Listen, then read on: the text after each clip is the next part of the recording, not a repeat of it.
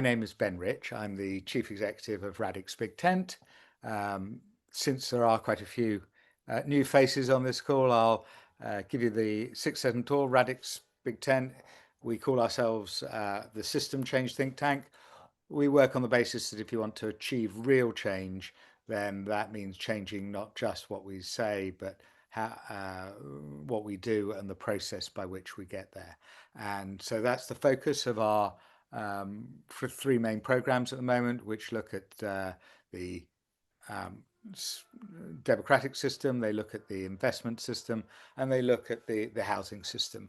And you can find out a lot more about us on our brand new website, which is on radixbigtent.org.uk, and no doubt will get posted in the chat. Enough from me in terms of that. Our session today is going to be chaired by the chair of our fellows, who needs really no introduction, Vicky Pryce, one of the leading economists in the country. Everybody knows her. So I'm going to leave her to introduce Sony. At the end, rules of the engagement. If you want to post comments or questions in the chat as we go, please do so. We normally have quite a lively conversation going along in the chat at any time.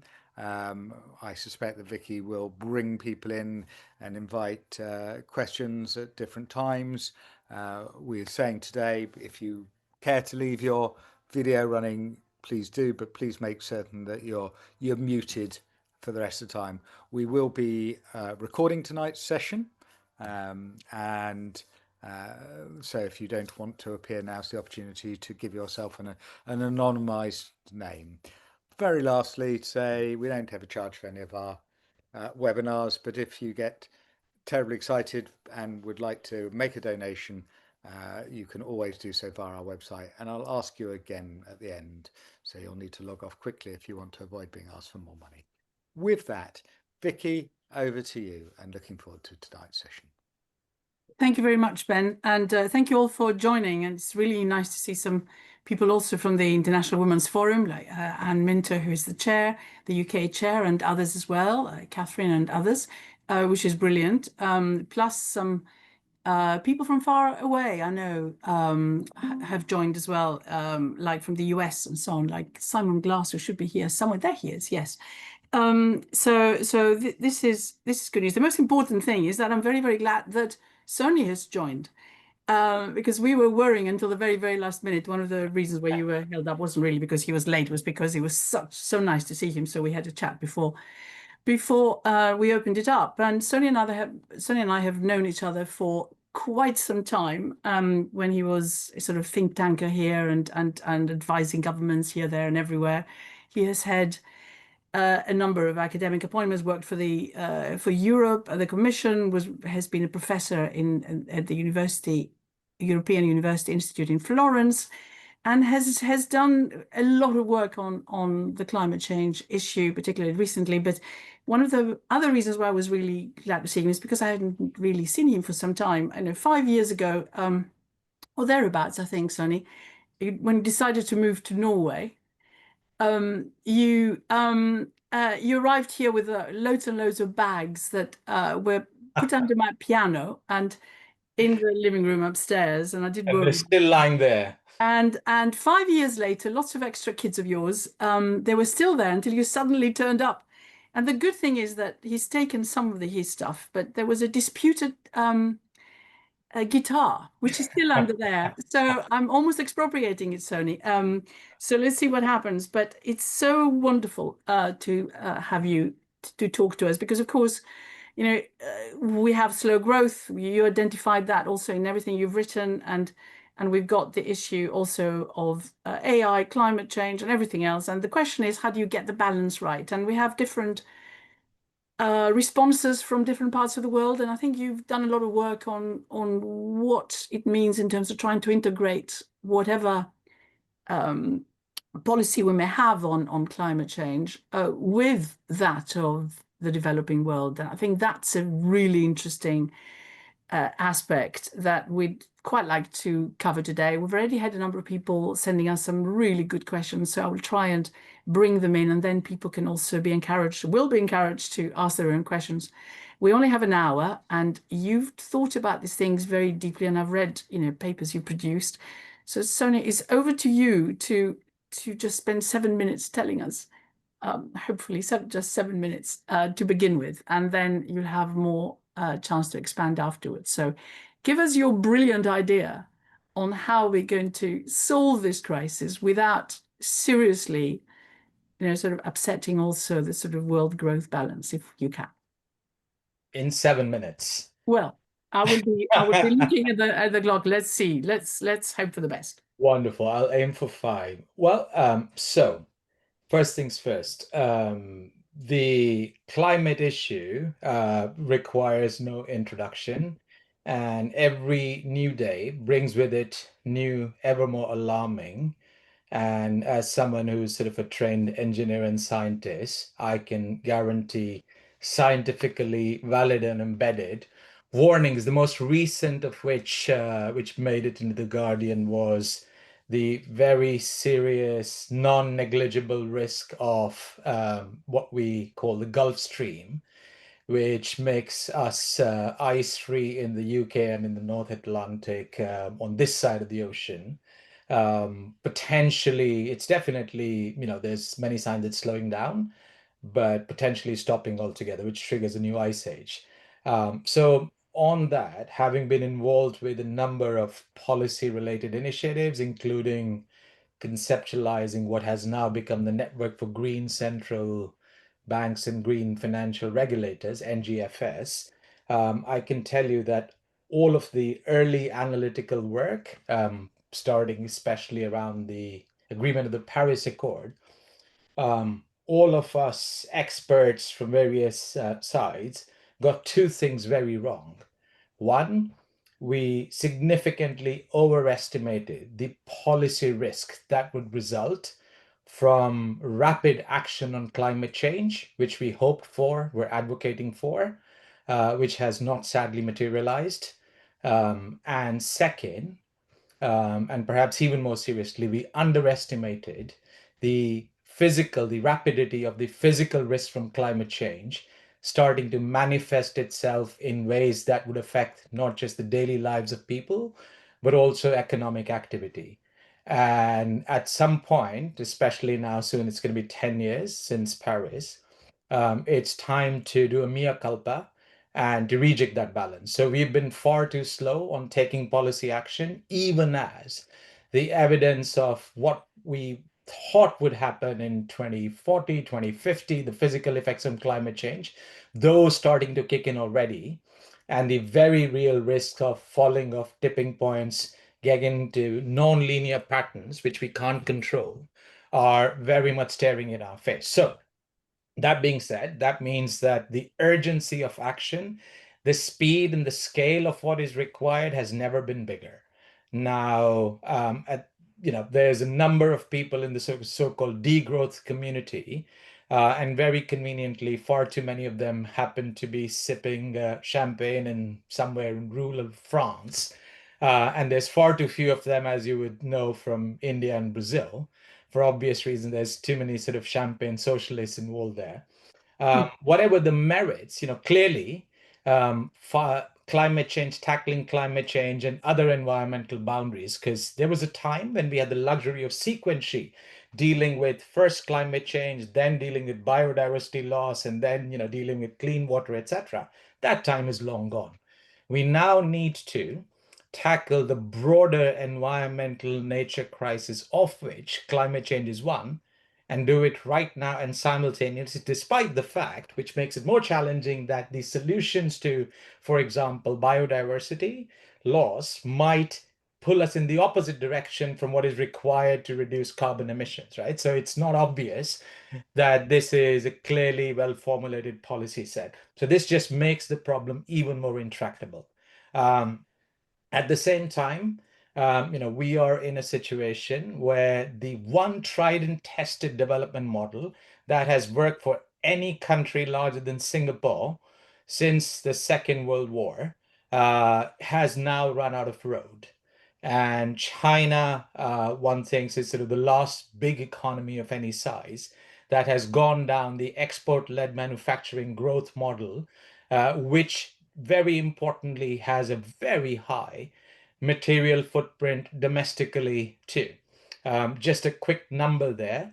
In 2 years alone, and that's not just a particular 2 year period, every 2 years, China uses more concrete than the United States did in the entire last 100 years. And those of us, when we fly into the US and we see all these concrete jungles and very high story buildings, multi-story bridges and all the physical infrastructure, I mean, we are awed by that. But all of that is done by China every 2 years, year after year. So what is very clear, just in basic macro terms, is countries such as India, roughly the same population as China, uh, cannot be, and excuse my use of the language, allowed to follow the only tried and tested development model. Because if India were to reach even half of the resource intensity that China has today, the world already loses 2.5 degrees, irrespective of what we do in Europe, right? So that's what the basic arithmetic tells you. And if India reaches the same resource intensity as China, we're not even talking about where sub-Saharan Africa with its 1.2 billion people would go, then we've sort of lost control and we overshoot 3 degrees with all the catastrophic consequences that's going to bring, right? So the real macro question is, what is a growth trajectory that countries such as India can now follow, which does not have the carbon/environmental footprint of the kind that went before? And the upside here is that, and this is one of the very few things that came out of Corona, which are actually good. So peak lockdown, 2/3 of all economic activity in the US and in the EU was delivered remotely, right? So clearly that was not equilibrium, and all of us, were operating under duress. But there's no reason why 1/3 cannot be. And if it can be done from across the road in London, it can be done from across the seas in India. And therein lies the potential. Now, this happens to come at the same time that we are facing not just a record sort of demographic crisis in the rich worlds, massive problems, but a record demographic asymmetry in the world. So for every headline of labor market shortages, declining birth rates, the sale of nappies for incontinence in old people exceeding that of sale of nappies for children, which happened in Japan about 10 years back, which is starting to happen in European economies now, and all those anecdotes. The fact of the matter is, there are about 15 to 20 million Indians and sub-Saharan Africans coming into the workforce every single year. And as things stand today, only about 4% of them will even be employed by the formal sector, leave alone having the opportunity to be the best version of themselves, which I think, all of us in this chat luckily have had the chance to. Can you imagine what a massive crime this is? Not just against humanity, but against macroeconomics. So if you put all things together in economic theory, all economic growth, prosperity we take for granted has been fundamentally driven by only two factors. And that is, I'm gonna wind up in 1.5 minutes, Vicky. And those two factors are putting together natural capital broadly defined together with human ingenuity, human creativity, or human capital. Everything else is derived from one of those things. And from that perspective, the world today has never had as big a stock of human capital as it does today, and nor has ever it been so underutilized as it is today. Even marginal improvements to that can deliver outsized gains. And at the same time, the state of the natural capital balance sheet is rather poor, where even today, despite all the talk of Paris and nature capital and biodiversity laws, etc., we continue to spend far more in further degrading our already depleted stock of natural capital than we are spending in restoring or protecting it. So the potential for what I genuinely think of as the next golden age of globalization lies in the fact that we are so far from what is an economically efficient decision-making framework that even small movements towards there can deliver outsized gains. And I will end up with one number. So the last golden age of globalization, and there are different people with opinions on it, but roughly speaking, it was quite successful. And one way of thinking about it that I like, that I think is germane to our discussion today, is that between the collapse of the Berlin Wall and China's entry into the WTO, the number of workers engaged in globally productive supply chains in goods doubled. And that was what drove all that miraculous time of low inflation, high growth, supercharged financial returns, massive poverty reduction, and China's catch up. And where we stand today, services are about 65 to 80%, depending on which economy you look at, of our GDP. For the most part, we do not have, not even in the EU, a cross-border trade in services that is liberalized.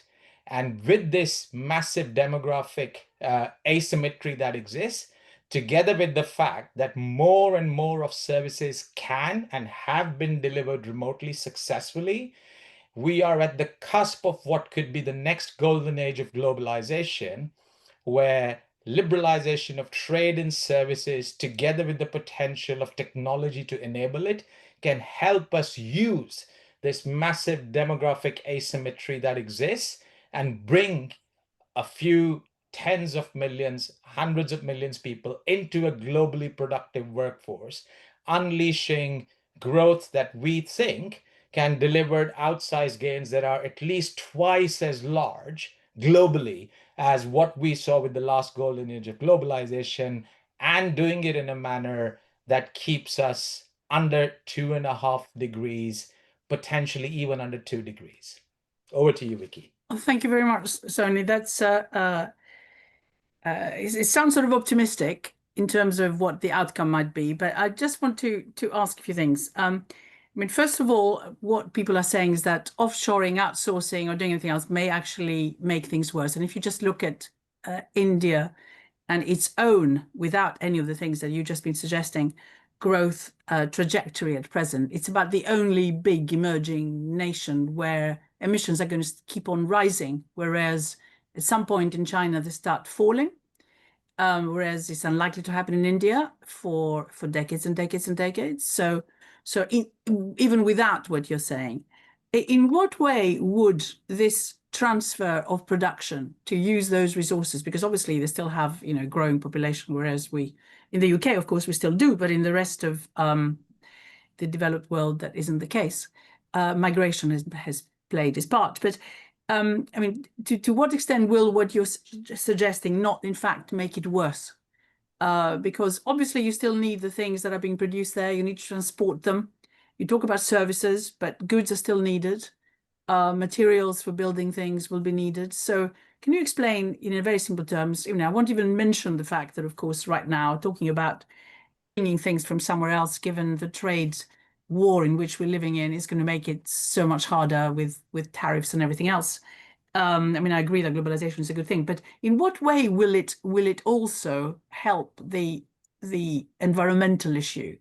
What it is that you're suggesting can be done in terms of maximizing or optimizing the use of resources. We have indeed a declining population supposedly over here.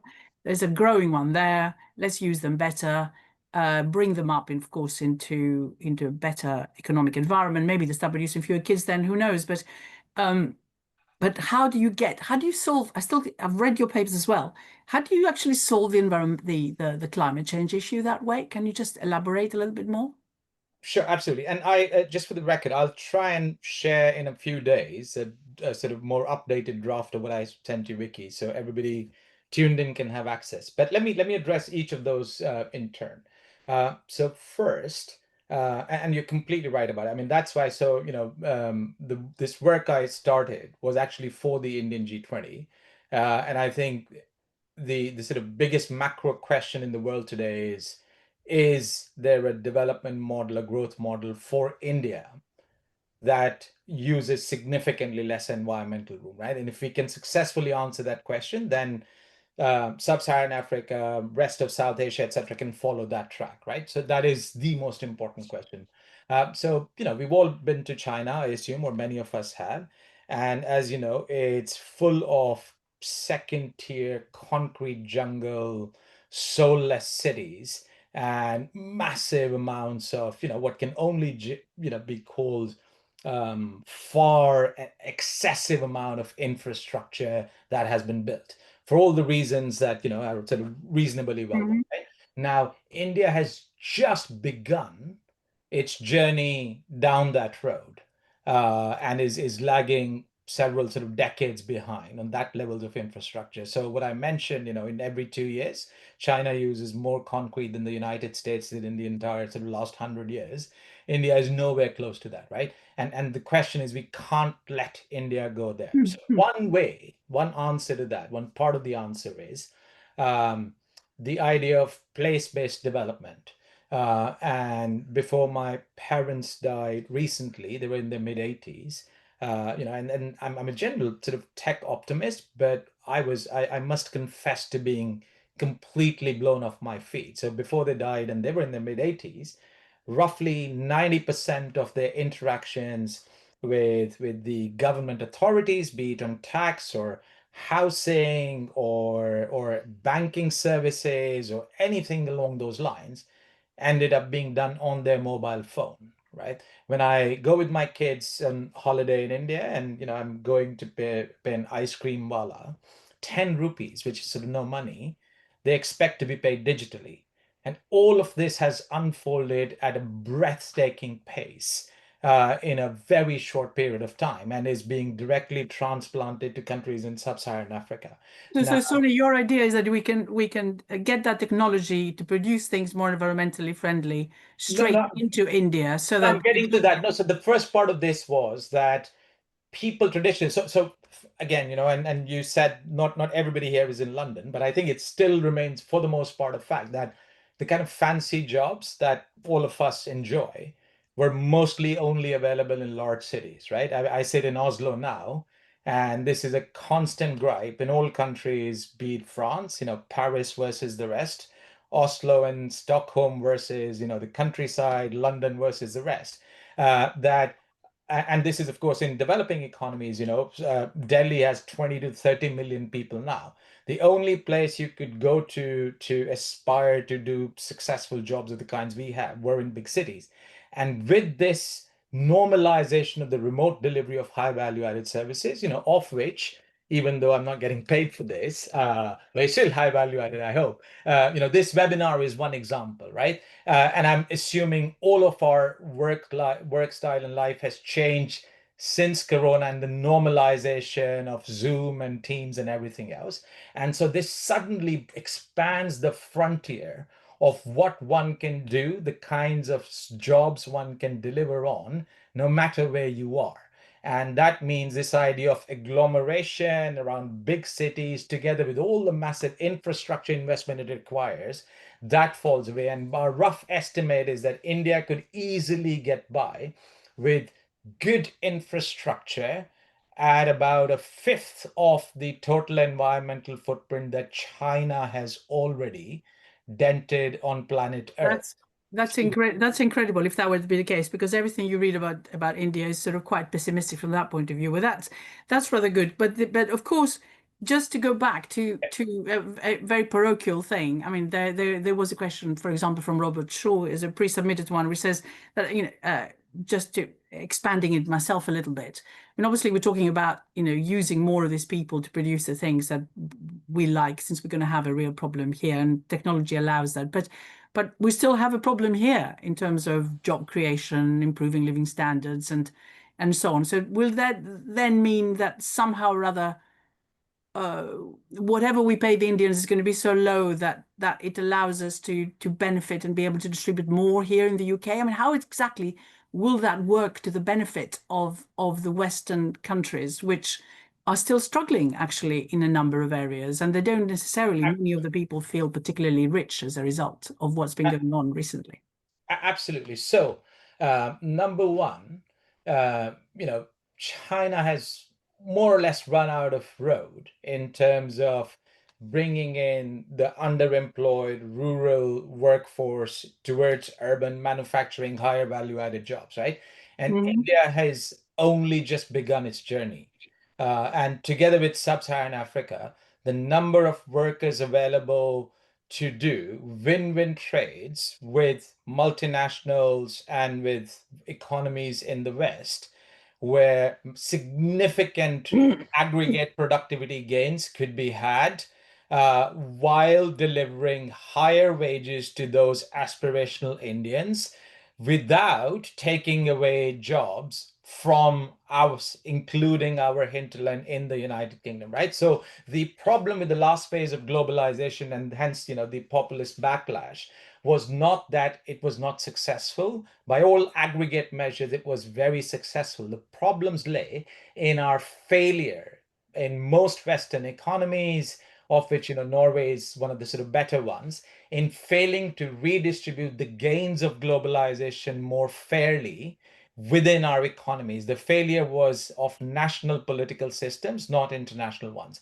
And this time round, the aggregate gains, particularly for the UK, which is, I mean, and for all the narrative of us losing out on manufacturing, some of it is exaggerated. The fact of the matter is, we are a services powerhouse, and particularly with the US sort of self-isolating, the Anglophone potential to sort of dip into the Anglophone economy, which is the largest part of the global economy in services, is so large that the gains from UK firms, the UK government, UK strategy leading this charge of globalization of services is massive. And I think we are one of the economies in the West that is best placed to benefit from it. And again, that does not take away the responsibility and the need to do it better this time round. And Yeah. our political system is not the most amazing, No, robust one. you're right, Sony. But of course, I mean, it's taken us quite some time to get the Indians to agree to open up the services market to UK suppliers. So there is resistance there. So you would need to work with the other side as well. But there are a few questions that are coming up, which perhaps if I can ask you, and then I'm sure we can go to some of these issues again. You talked about, there's a question earlier about the sort of infrastructure and how exactly does it get built?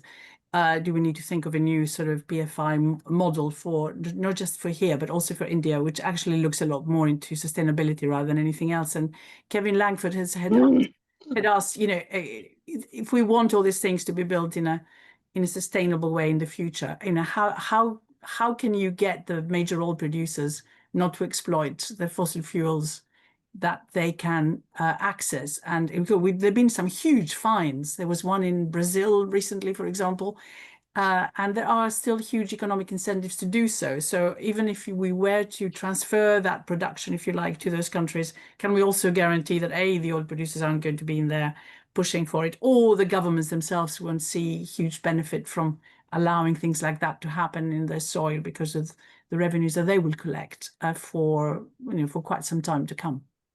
So there's 2 or 3 embedded questions in that, and let me unpack them and answer them one by one. And I'm sorry, Sonia, I'm going to have to ask you in each case. I know there's a lot of Right, questions. all right, okay. I'll try answer them sort of quickly, so we can cover everything. I think it's so interesting. I'll try and be super efficient. So first, oil producers themselves will never voluntarily give up revenue, right? And I sit in Norway, and I think Norway, if anything, has sort of gone for further drilling despite the environmental rhetoric. So it has to come from technology and the demand side. And what is happening within the EV space, where if you look at market capitalization of firms, if you look how many countries have now gone over critical mass in electric vehicles versus traditional combustion models, the economics and the technology have overtaken the reality of the oil lobby working against it. And more and more of this is starting to happen in power generation, particularly with the cost not just of solar, but of integrated solar and battery systems falling precipitously to the point where, despite the much higher upfront financing cost because of the nature of the revenue model and the capital cost of renewables versus fossil fuel production. And despite the higher cost of financing for emerging economies, for the most part, most new power projects in a place like India are not coal, are not fossil fuel, but are renewable. So that technologically, despite the fact that we were supposed to be talking about this in 2015, where it was not true, 2024, 2025 is when, at the current cost of financing, renewable models, EV financial cost and revenue sort of structures, etc., have finally flipped into, in most countries, not in all countries yet, to be the more financially lucrative one. And then the market answers the logic itself. Now, just to add one more small thing to that. So this has to sort of somehow go in parallel. And I've been involved with several initiatives, including at the BIS, where we've started to look into possibilities of buying off the existing fossil fuel assets from private sector to locate it in somewhere within the public sector, with the idea of not losing money, but to run them down faster than they would under private ownership, right? And what is very helpful now is the vast spate of climate litigation actions, none of which have yet been very successful, but which significantly change the risk equation, right? So even as the upside profit potential of fossil fuels has fallen because of technological success on the renewable and the EV side, the risk of holding on to fossil fuels, particularly under a post-Trump administration, new American administration that will eventually come back in, of torts claims, of claims by municipalities, etc., against oil firms, are pretty significant. In Norway, for example, there is an ongoing debate now whether the oil fund, because all its main revenue came from the sale of oil and gas, will be sued in the court of law to claim damages for climate change in a particular city or municipality or a state. And given that financial assets are held in sort of local jurisdiction, they can be attached. So the changing of the risk return equation, where you sit, we are at or close to, or in some cases have gone over the flipping point. And I think that's very interesting because, I mean, of course, that's why people are talking about climate change being also a threat for financial stability for similar reasons. I mean, this is one of them. The suing is interesting because it makes you think about all those various pollutions that or polluting companies in the past, including cigarettes and so on. And there was one question also in the chat about plastics, where we don't seem to actually manage to even get an agreement on that. So as I said at the very beginning, when you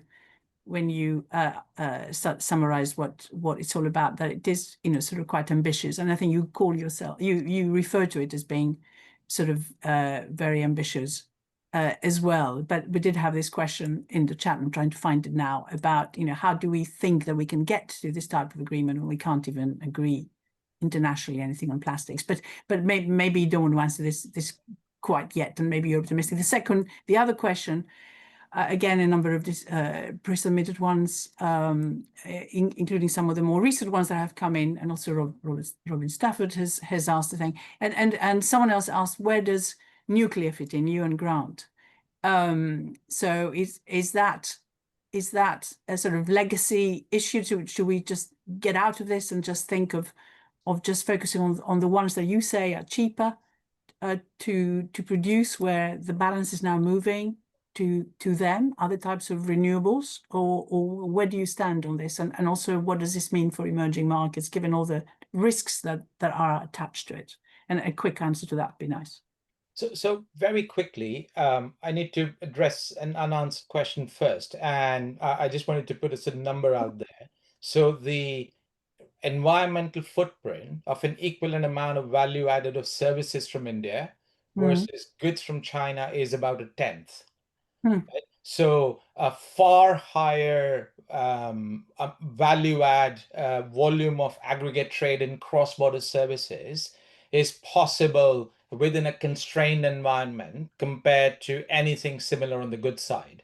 So I think that is an important point to understand how to reconcile Mhm. the two. But on this particular note, I mean, so a country like India, I mean, the challenges, the demand for energy are so large. And to put a number here, the entire country of Nigeria, with 250 million people or more, has a grid generation capacity which is the same as the city of Austin in Texas with 1 to 2 million people, right? So that just sort of puts into perspective how much new energy generation infrastructure needs to be put in place in South Asia, in sub-Saharan Africa. And given this scale, nothing can be ruled out. And nuclear is probably part of the answer, but at least in the rich world, I think our track record is beyond terrible, and one doesn't need to, embarrassingly point to Hinkley Point C and all the rest of it. But there's only two countries that have sort of marginally successfully delivered nuclear power at some scale, and that's been China and South Korea. And we are neither of them. And India's track record there, despite all the promise of thorium, which I think is something that deserves looking into, is definitely a promising technology. And I can sort of say that as an engineer with some familiarity in nuclear. But I think at best, nuclear will maybe, in the most optimistic scenario for nuclear, end up contributing 5-10% of the total electricity generation capacity, but no more. The majority will still need to come from renewables, of which solar is clearly the champion, but wind and geothermal and other alternate sources will also have a role. Nothing can and should be ruled out because the challenge is so big that we just can't afford to rule anything out. Well, that's interesting. Well, listen, if people want to start asking questions, then put a sign up, please, with your hand, or just raise your hand and I'll be able to see you. But or otherwise, just put it on your screen with things that exist at the bottom. So raise your hand and ask. Otherwise, I will carry on asking questions myself. And there are still some in the chat, of course. I mean, if you don't want to ask it yourself, you can put it in the chat, and if you're shy about saying it. But there is a general question that I wanted to ask before I move on. I'd like Andy Ross, if he's there, to ask his question, which is quite an esoteric economic one about the prisoner's dilemma. So that would be interesting. But also, somebody did ask, can we sort of, in the area of carbon tax, really look at a sort of universal one, or enough countries that can start imposing it? And if that is the case, your idea of perhaps transferring a lot of the production somewhere else, although some of it could be just services, could be subjected to that if it's not done sensibly. And the EU is embarking on this, and other countries too. So that's one of the concerns that I think some people have about how you can get that globalization, if you like, that you mentioned, to happen. Well, so I was involved in some of the EU discussions on CBAM, the carbon border adjustment tax, and I can see sort of where they came from. And I would have liked to have said that this was an entirely good faith effort, being driven by concern for climate change. But I'm sad to report, and it wouldn't come as a surprise to anybody, that a significant part of the constituency driving that in the EU is the protectionist one, right? And that is also why, and clearly, understanding that many developing countries are sort of taking up arms against that. So I think some sort of a comprehensive, international approach to carbon tax is good. And as part of the sort of macro solution to where we need to go to encourage employment and to discourage an excessive overuse of natural resources, scarce natural resources, we do need to tilt the taxation system, which is entirely focused on taxing goods, labor and good effort, and subsidizing bads, all the inherent subsidies that, for example, lie in the exploration of oil and gas. We need to move closer to natural resource use-based taxation system while reducing tax on jobs and labor and income. So as part of that, carbon tax in particular, or resource tax in general, is part of the solution. And I can report that, for example, senior policymakers in India are looking into this for their entire sort of, domestic reasons, not just driven by sort of the EU discussion. That is part of the answer, but exactly how it will happen, when it will happen, I mean, who knows? But that is definitely part of the answer, and it does not necessarily need to be done in a way that is globally coordinated, because even at the national level, you can start tilting the taxation system away from income towards resource production without significant economic penalty. Well, I mean, without significant economic penalties is really the question, isn't it? In terms of Norway is an people. example, right? In Norway, the Yeah. profits of oil extraction are taxed at 80%. And Norway, despite sort of the welfare state, has lower rates of taxation compared to Sweden and France. Yeah, I was thinking more in relation to sort of carbon tax when it comes to trade and what happens, if it's used actually as a protectionist measure, in fact, by countries, which we've seen being the case, or at least intending it to be the case. So that's the real worry about your globalization wish that, of course, we all want closer ties and globalization. It is much less of a problem in a globalization led by services than one by manufacturing, right? So in some sense, the globalization of manufacturing, I mean, it's a reality, it exists, right? And if someone were to tell me that the only reason Chinese steel producers were more competitive than mainland European ones were because they're not imposing a carbon tax, I mean, that's just, nobody believes that. It's scale, it's technological superiority, it's a number of other factors that are embedded, of which, the differential pricing in carbon is only one. So if your sort of manufacturing sector is so weak and vulnerable that, a $5 tax here and there on inherent embedded carbon takes it from being competitive to bankrupting it, maybe it's not. Yeah. You have bigger problems to deal with. I agree. Now, perhaps I will point at people to ask because they have. So, Catherine Precious Shields, is there a chance you can ask your question, because it's quite interesting in relation to how we're moving on the technology front and the use of energy. So, Catherine, do you want to ask your question? Sure. Thank you very much for all the comments made already. It's been really valuable, so I appreciate it very much, Sunny. My question was about how organizations should think about balancing, pushing AI and using these AI tools, but also balancing that with sustainability, because my understanding is the carbon footprint is pretty high, pretty significant when some of these tools are being used because of the electricity that's being utilized. There may be, capabilities where AI can help us to solve some of these problems too. So it's really a question about how organizations should think about balancing them. So I think we are very far from being settled in the sort of technological frontier of AI, in particular, when it comes to efficiency of various AI models. And I sort of fully expect within the next 5 years or so that the majority of AI models in widespread commercial use will be far, far more energetically efficient than they are today. So I think, is there a cause for near-term concern given the rapid buildup of data centers and AI use? For example, I think there's a headline today that's the first time in 15 or 20 years, partly driven by AI, that the continental part of the EU will see an increase in demand for power rather than what has been a constant sort of decline in demand for power. But I think this is, is it serious? Yes. Is it particularly alarming now, given how urgent the climate change issue has become? Yes. But I think that the final chapter on this is yet to be written.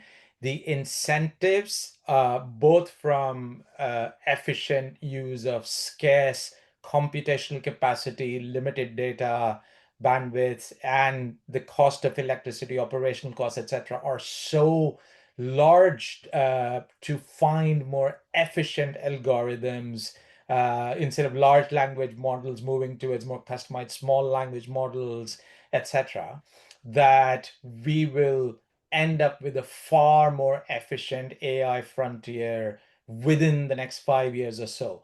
Will it still mean that the power demand, the additional power demand might be significant? Absolutely, yes. It could easily add up to 20, even 25% to the baseline power demand we were going to see by 2030. But I think the potential upside productivity gains coming through healthcare, through real-time translation services that can help turbocharge this cross-border trade and services that we were speaking about, etc., will deliver very big potential gains on the other side of the balance sheet. So it's not a clear, neat answer, but from where I sit and I work, I sit on the boards of some of the firms trying to work at the cutting edge of AI modeling. This is what my baseline expectation is. I might be wrong. Thank you.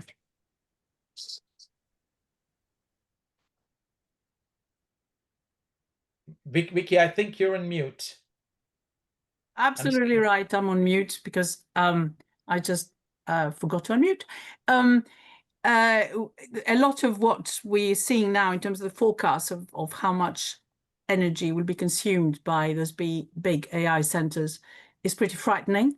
So even at the lowest estimate I've seen is that 10% of all the energy that's going to be needed is going to be used by AI, if you like. And of course, you talked about, I don't want you to answer necessarily, just a comment on the previous thing, that if India and other emerging countries sort of move into this new technology, where, as you said, you're using your mobile, or you jump ahead, you don't go through the other stages, and you use this type of technology a lot more. And imagine again the number of people who are going to be using it, and the transactions and the information that's being gathered, and so on. Then it just gets bigger and bigger. And the other thing, which obviously we need to bear in mind, is that, yes, you talked very interestingly about how renewables are having now the edge, some types of renewables, and certainly solar, over drilling for oil, for fossil fuels, of course, and it's just not worth it. But many countries are producing too much of it right now, and the grid needs to be expanded, and a lot of it is being wasted. So we have moved to a situation where a lot of that energy is just not even being used properly. So we I mean, that one needs to be balanced. You may want to come back to that in a minute, but I wanted to bring in, if I may, Robin Stafford, who had put a pre-submitted question as well in this, and maybe then, Sonia, when you come back, I mean, maybe that links with it actually up to a point. Robin. Just reminding myself of my question, which Right. Well, yeah, I can find well, it. right back up to the top. Yes, it was on renewables. It was the expenditure on renewables. Whether it's that in itself may be crippling the economy. That's why I mentioned the thing myself. Yes, and I'll slightly modify the original question because it's very much linked to the politics of our time, and the politics of our time are arguing that the impact of that the shift to tackling climate change, implementing renewables, is in some way crippling the economy. And however much we argue that the data and rationally that's not the case, that is where politics is going. So it seems to me we need to find a way of arguing with the politics in the emotion to point out that this can create new industries and new jobs, as well as cheaper energy, as well as tackling climate change. So how do we tackle the politics of this one? Well, may I sort of remind ourselves that in this little part of the world, we are not okay. So let me rephrase that. The answer to the question of climate change does not lie in British or European or even American politics. And in places like India, this is not a politically toxic discussion. There are no two sides to the debate. There isn't a fossil fuel coal lobby in India that is producing misinformation and trying to slow down the Indian transition to renewables. That argument has been won, and we are on the other side. So where it really matters, where the biggest changes to a baseline pathway of future emissions are going to come from, this is not a toxic political discussion, and the debate has been won. And, frankly, whether, the UK reaches net zero in 2040 or 2050 or 2060 or never is not going to matter globally in terms of emissions that much one way or the other. So that's one part of the answer. The second is that, and again, it's not possible and sensible to have this discussion without looking at the other side of the Atlantic. And my sort of most recent paper is called The Great Rebalancing. And it's a slightly revised version of something I wrote before. And the basic premise is simple, that the world was massively overinvested in the United States. Over the past 15 to 20 years, we've seen the single largest misallocation of capital the world has seen in sort of modern economic history. So much so, to kind of quote a number, I think in the past 5 to 10 years, 80% of all global equity investment has gone to the United States, which has 4% of the world's population, 2.5% of the under 15s. Depending on how you look at it, 15 to 12% of sort of global trade and shrinking, a shrinking percentage of GDP, and 2/3 of all economic growth in the world over the past 5 to 10 years has come from just 3 countries, and that's China, India, and Indonesia. And this percentage is only going to rise. Goldman Sachs, in its most recent estimate, suggested that the Indian stock market was going to be bigger than the American stock market now, right? So what we have seen with this particular US administration, and one can think of it, in terms of the barking dog theory, would you rather have a sweet little dog that looks at you with beautiful eyes and barks you without warning?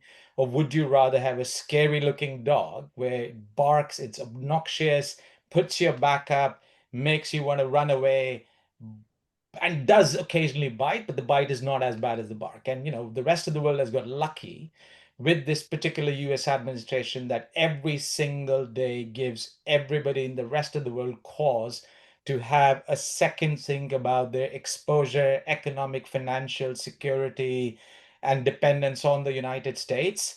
And even small reallocations of capital away from America towards the EU, towards the UK, and particularly towards where future growth is going to come from, places like India, are huge from them, because the US has constituted what, 60-70% of global financial markets now. So even if you think that 20% of that is going to be rebalancing elsewhere, the enormous potential for the availability of capital to fund these kinds of investments is huge. And this, as was said about bankruptcy, first slowly and then suddenly, I think we are at the cusp of that. It has started slowly and it's going to happen suddenly. And this is good news for the rest of the world, even though this may be bad news for the United States. And we should remember that context. Well, that's really interesting. So I'm just wondering what other questions there may be. So don't be shy, please. And Andy Ross, are you actually still with us, or have you disappeared? No, I'm still here. That's very excellent. Would you mind asking your question if you remember it? My question's largely been dealt with, and I think I know Sony's answer now. I was referring to Dieter Helm's idea that if you try and have restraints globally through COP, it's very top down, it falls apart because of prisoner dilemma type considerations. And so Dieter Helm is talking about a coalition of the willing, which has a bottom up incentive in that you do have a carbon tax, but the carbon tax, the incentive is that if countries that are big enough have the carbon tax, right, and then to get into, so that if you export to those countries, you have this barrier, which is a carbon tax. But the trick is, if you then emulate that carbon tax, right, then you can export freely, but the revenue from the tax then goes to your own government. So it has a huge bottom-up incentive, which seems to me Yeah. probably more realistic than the COP getting all the ducks in the row downwards. Sonny, what do you think? I agree with that absolutely, and sort of going back to I think that the sort of broader picture roughly is right. There are many pieces of bad news and trends that are terrible for climate and biodiversity and the other planetary boundaries we're looking at, right? But for every piece of bad news, there's at least one or two pieces of good news, of which, the shocking rapidity of technological progress on batteries and solar in particular, that wipes away, three pieces of bad news on the physical climate risk front, for example. The good news coming from the other side of the Atlantic. I mean, I was giving an example. This is the first time, right, in a long, long time that the European stock markets are outperforming. And the only reason they're outperforming is the teeny tiny amount of the money that the US was sucking out from the rest of the world to misallocate domestically and pay Elon Musk, now promised $1 trillion of incentive structure if Tesla's, I mean, it's just insane. Is coming back and being invested here, right? Now, so from a global capital allocation perspective, we are at the cusp of a capital allocation boom that is far more aligned with human capital development, with investments in tackling climate, with renewable investments, and with boosting global growth elsewhere, right? So one clear example of that again is for all the bad news that come out of, Trump's trade wars, etc. I mean, the idea that India and China would sit in a civil manner and agree on, some sort of a rapprochement and deepen, trade ties, etc. So Trump's trade wars are making the rest of the world pull down their trade barriers and are a big incentive for the EU to have a trade pact with India, for the EU Mercosur agreement, for the India UK trade agreement, etc. Right? So if you just set aside the United States, and the only reason that why it is important is one, annoying everybody to get their act together and pushing the otherwise sort of sworn enemies together, and second, because of the giant sucking sound of capital is going to kickstart and start reversing. And that's excellent news for everybody, especially for economic growth, especially for tackling climate change, especially for the emerging world, and definitely for the community. All I can say is that it is brilliant to we started with this quite a sort of optimistic, ambitious. Now we've really ended up in a very optimistic mood, and apologies, we're actually at 7 o'clock. Which is brilliant. I think, Sonny, you've been marvelous, and I hope everyone leaves here enthused and hopeful, which is the most important thing. And we'll be looking at what India does in the future with even greater interest than we have done so far, and also all the work that you have done, Sonny. And we'd love to see that paper when you finalize it. And thank you for your time. So I go back now to Ben, but of course, Georgie and Sophie have done a lot of the background work, but for which thank you again. And Ben, over to you to close it. So really, nothing to add, is there? I mean, that's just a amazing tour de force, Sonny, and I think I left feeling more optimistic than I started, but it was a bit of a roller coaster ride. Thank you so much. I'm really looking forward to seeing your paper. I look forward to the opportunity to circulate it, and I hope maybe we might encourage you to turn it into a short blog for us as well that we can share with all of our followers. I'm sure that everybody here has really found that absolutely fascinating. And if you have, well, we've entertained you for an evening, or Sonny and Vicky have entertained you for an evening. You could have gone to the cinema and they'd have charged you £17. So how about a £10 donation on your way out? We'll find the reminder on the website. And thank you again for joining us. Hope to see you again very soon. We'll have an announcement in the next week or two about our next event. So thanks again, and by all means, turn on your videos and wave goodbye. Nice to see everybody. Thank you, both of you. Really, really fascinating. Thank you for having me. It's fun. Thank you. Yeah. No, well, Props, we get some very good questions, particularly when we're sort of broadly economic issues. Yes, very good. Well, thank you all for taking part, and faces are recognized. That's brilliant.